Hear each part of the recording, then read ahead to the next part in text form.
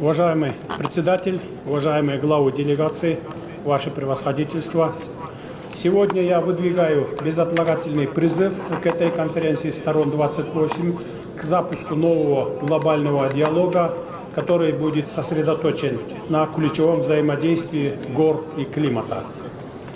Горы – это не просто величественные ландшафты. Они являются водными башнями мира, колыбелями биоразнообразия и стражами здоровья нашей планеты. В то же время они являются одними из наиболее чувствительных экосистем к изменению климата. То, что происходит в наших горах, имеет глубокие последствия не только для живущих в высокогорных районах, но и для всей жизни на Земле. Кыргызская республика, как и многие горные страны, наблюдает последствия изменения климата на собственном опыте. Наши ледники тают, наше биоразнообразие под угрозой, а наши люди, которые веками жили в гармонии с этими ландшафтами, сталкиваются с беспрецедентными вызовами.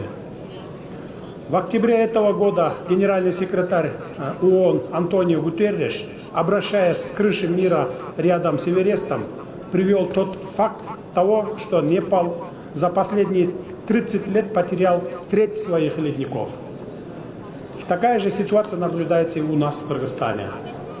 Это действительно безумие, которое надо остановить. Горные страны уже объединяют усилия. Мы признательны всем партнерам за поддержку инициативы Кыргызской Республики по принятию на 77-й сессии Генеральной Ассамблеи ООН резолюции «Устойчивое горное развитие», в рамках которой 2023-2027 годы объявлены пятилетием действий по развитию горных регионов.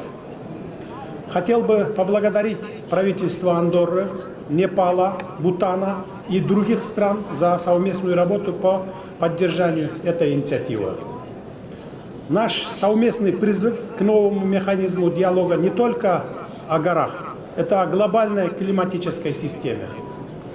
Горы играют ключевую роль в погодных паттернах, водных циклах и углеродном хранении. Защита их – это не региональный вопрос, это глобальная необходимость. В духе единства и коллективных действий, которые символизирует эта конференция, я призываю все нации, особенно те, которые имеют горные районы, поддержать эту инициативу. Вместе мы можем разработать стратегии, которые адресуют уникальные вызовы, с которыми сталкиваются горы, и таким образом значительно способствовать устойчивости глобального климата. Наша планета находится на перепутье. Решения, которые мы примем здесь, определяют будущее наших гор и, следовательно, нашего мира. Давайте выберем путь сотрудничества, предвидения и действий. Спасибо за внимание.